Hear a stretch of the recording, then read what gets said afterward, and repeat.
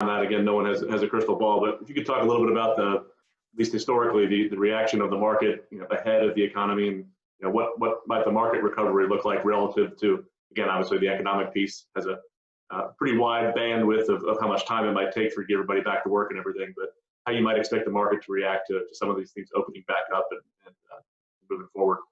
Yeah, this is another one where I'm not a big fan of most of the media. If you look at what their job is, you think that their job is true journalism. Research things, get the facts straight, present a balanced view. Unfortunately, you don't see much of that out there, and we haven't for quite some time.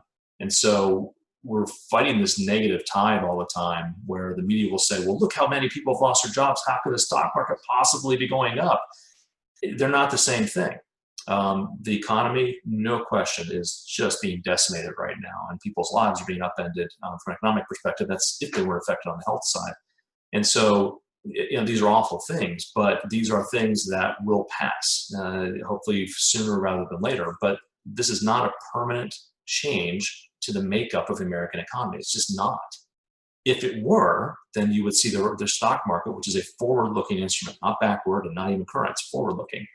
If this were a permanent change where the country's productive capacity and GDP and unemployment are always going to be as bad as they are right now, then the stock market would look very overvalued.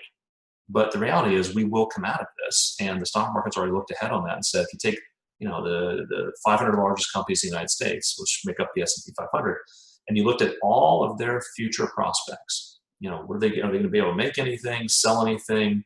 Will they pay dividends to their shareholders? Obviously, the answer is yes. And those things have not been permanently disrupted. And so if you look ahead to those and say, well, really, when you buy a stock, it's as simple as saying, what will I get from owning this stock? I get dividends, and I hopefully can sell the stock at a higher price in the future than I bought it for today. That's how you make money on stocks. And so if we believe that stocks, these companies will never go back to where they were, and that the economy is shrinking, it's never going to be the same again, then yeah, stocks will be overvalued. But the media conflates these things and takes any bit of bad news and says that must mean that stocks are overvalued. It's simply not true.